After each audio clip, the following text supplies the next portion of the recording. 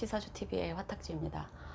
제가 이제 12월 일간별로 올려드리고 있는데 12월 운세 제가 이제 일간별로 하다 보면 그 조회수를 이렇게 조회수가 조금씩 다르잖아요. 목일간, 수일간, 화일간. 근데 이제 늘 제가 이렇게 통계를 좀 내다 보면 확실히 가장 많은 조회수를 하는 게 화일간 분들 같아요.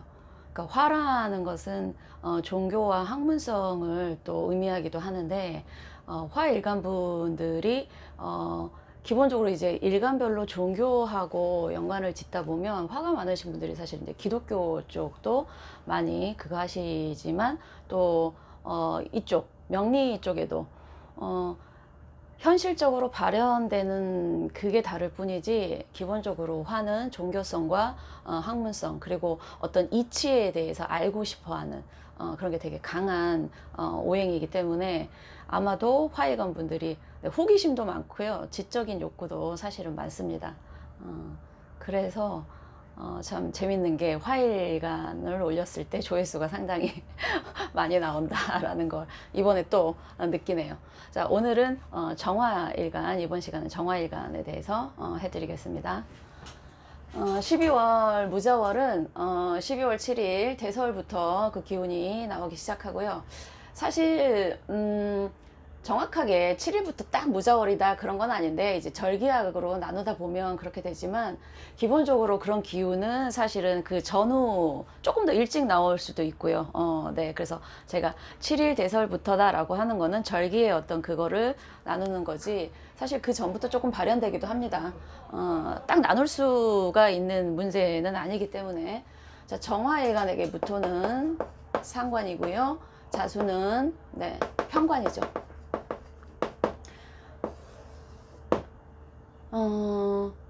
그리고 무토는 자수에서 태, 제가 이제 경금하고 신금에서는 실수를 했는데 이걸 묘지라고 했는데 네, 태지예요. 12운성으로 태라는 거는 엄마의 뱃속에 이제 막 안착되기 시작하는 시기이기 때문에 어떤 힘적인 면으로 무토의 어떤 기운이 아주 강하지는 않습니다.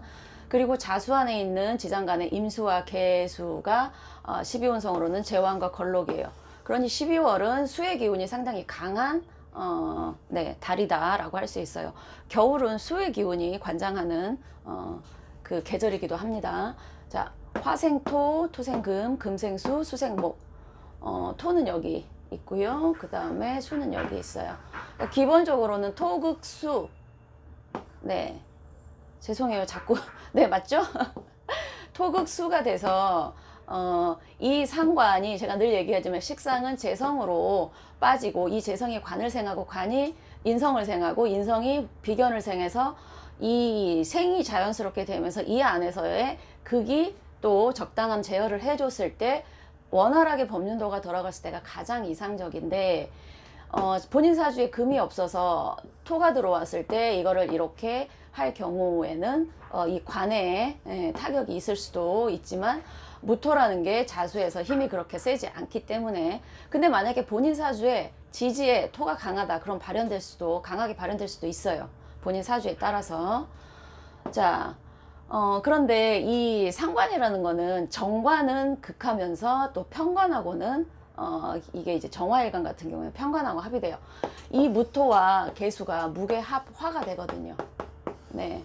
그리고 이렇게 화가 되는 거는 기본적으로 양액값인 병화로 발현되는 케이스가 더 많은 것 같고요. 네, 병화로 발현된다고 보셔도 무방합니다. 상관이라는 거는 뭔가 내가 현실적으로 현실에 뿌리를 내리기보다는 약간 뜬 생각일 수도 있고요, 기발한 아이디어일 수도 있고, 어쨌든 내가 그동안에 어떤 틀을 지켰으면 그 틀을 조금 깨는 기운이에요. 그리고 사실은 정화에게 무토 상관은 그닥 긍정적으로 보지 않는 게 이제 고전의 그건데, 왜냐하면 무토는 광활한 토인데 정화의 기운이 무토로 많이 빠져나가서 사실은 화일간에게 상관이 조금은 부정적으로 그거 할 수 있지만 그것도 개인 사주별 구성에 따라서 네, 다릅니다. 다르다고 생각하시면 되고요. 자, 초반에 정화에게 임수가 들어갔을 때 사실 이게 조금 그거 한 게 정화는 또 임수하고는 임정합을 해요. 임정합목을 하고 그래서 정화 일간분들 같은 경우에 이 개수가 원래 일간들은 음의 기운에 의해서 더 많은 그거를 받아요. 그러니까 개수가 정화를 더 잘 극하는 거죠. 그러니까 정화는 개수가 들어오면 좀 힘들 수도 있는데 그게 상관이랑 합의돼서 화가 되기 때문에 괜찮다라고 말하기가 참 애매한 게 직접적인 타격은 아니지만 이 화가 본인의 사주에서 용의신 중에 어떤 거냐에 따라서 또 다르게 발현됩니다. 하지만 직접적으로 정계충, 정화가 개수가 정화를 극하지 않게 이 토가 한번 합을 해버리기 때문에 이게 좋게 발현될지 나쁘게 발현될지는 사주 그거에 따라 다 다르지만 일단은 무마시키는 작용을 하고 또 본인 일간은 임수랑 합을 해버리기 때문에 정화 일간들에게는 어떻게 보면 편관이 들어오는 시기지만 합으로 그 영향력은 조금 줄일 수 있겠다 라는 게 네, 포인트고요. 자, 정축일주부터 가볼게요. 식신을 끼고 있죠. 식신 상관이 두 개가 그거 될 때는 비슷하게 발현되기도 해요. 식신도 너무 많으면 상관 역할을 하기도 합니다. 식신이 좋고 상관이 나쁘다 이런 단편적인 것보다 네, 본인 사주 원국의 구조가 제일 중요한 것 같아요. 자, 자수가 들어오면 자축합토가 됩니다. 물론 이 자축합토가 완벽하게 제가 축토는 얼어붙은 땅이라고 말씀을 드렸어요. 토는 토인데 근데 이제 정화가 토를 좀 녹여주고 있죠. 근데 자수가 들어와서 자축합토가 되면서 식신의 어떤 그걸로 발현되기는 하겠지만 얼어붙은 땅에 또 찬물이 고여있는 형태예요. 네, 그래서 완벽한 토라고 말씀드리기가 조금은 힘듭니다. 그래서 12월에 정축일주 같은 경우에는 이 관을 본인에게 스트레스도 있는 관을 식신하고 연결시켜서 어떻게든 식신을 쓰려고 하기 때문에 자기가 지키고자 하는 식신은 현실에서 그래도 안주하려고 하는 기운이 있기 때문에 그 기운을 쓴다. 그리고 혹시 편관이 본인을 스트레스 주더라도 본인의 식신하고의 합이 돼버리기 때문에 정관의 영향력은 상대적으로 약해진다라고 생각하셔도 돼요. 식신이 더 강해지기 때문이죠. 그렇지만 온전하게 쓸 수 있는 식신은 아닐 수도 있다. 네, 그걸 의미하고요. 자, 정묘일주 같은 경우에는 자묘형으로 묶이죠. 묘는 정묘일주에게는 네, 편인인데 이 편인이 자수와 합의되면서 자묘형으로 묶이면서 편인을 쓰지 못하게 되는 거예요. 이 편인이 본인 사주에서 용신이나 희신일 경우에는 살짝 사용하기가 용이치가 않다라고 생각하시면 돼요. 자수는 원래 수생목 해야 되는데 묘목은 제가 쓴목이라고 말씀드렸어요. 자수의 차가운 기운이 묘에게 도움을 주고 싶지만 사실 묘목은 자수가 오는 걸 반기지 않아요. 그렇다 보니까 본인이 편인을 활발하게 쓰고 싶은데 자수 때문에 묶여서 못 쓰게 되는 형국이죠. 네, 자수는 주고 싶은데 묘목은 반기지 않는다가 자묘형입니다. 그리고 정사일주 같은 경우에는 그 전에 11월이 지금 정해월이죠. 본인 일지에 놓고 있는 거는 배우자를 의미하기도 하니까 사해충 이렇게 됩니다. 정사일주 그리고 지지에 사를 두고 계신 분들 또는 사화가 있는 분들은 어쨌든 해월에 한번 사해충을 겪는다. 근데 이 사화가 본인에게 어떤 십성으로 들어오느냐에 따라서 그거를 해석해 보시면 되겠죠.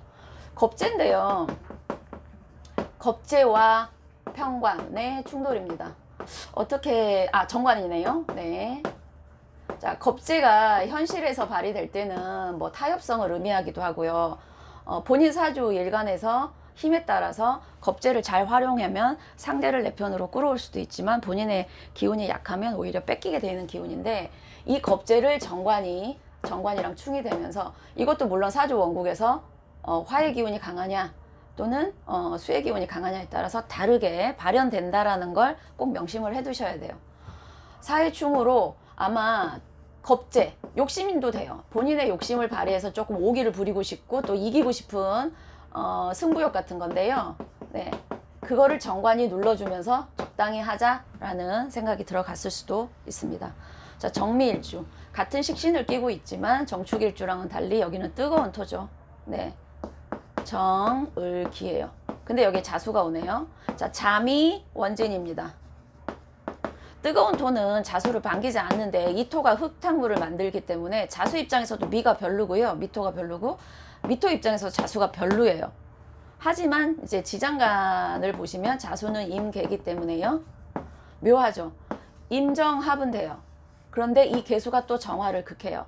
또 토가 또 이걸 맞고요. 그래서 원진이나 귀무는 오행 하나는 합이 되는데 하나는 충을하기 때문에 좋았다 싫었다 좋았다 싫었다 감정의 기복이 많다라는 것을 의미하고요.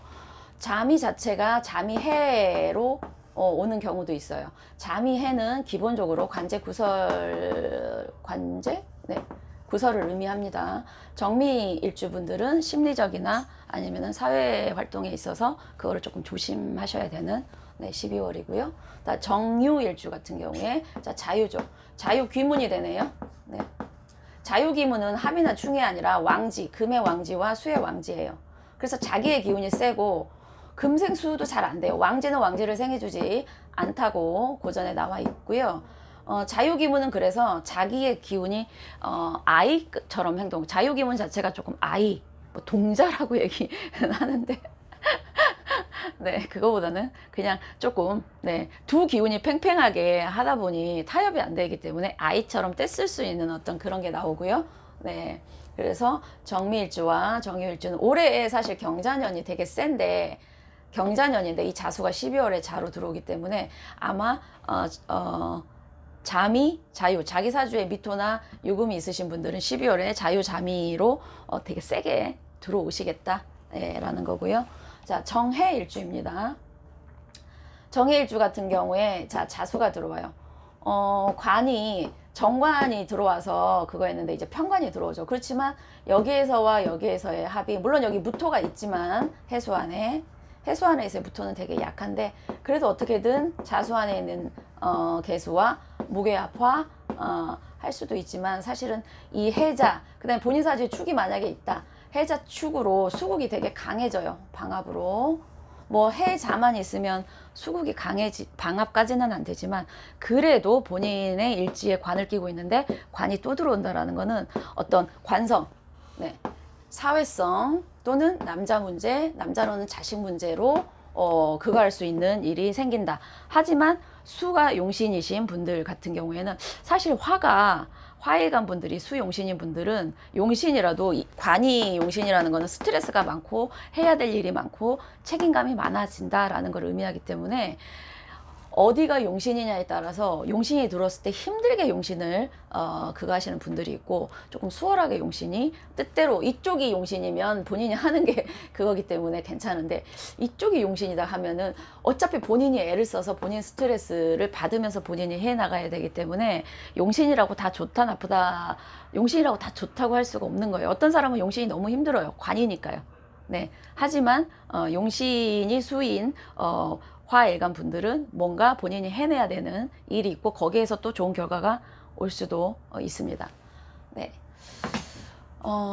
정화일간은 여기까지 하겠습니다. 감사합니다.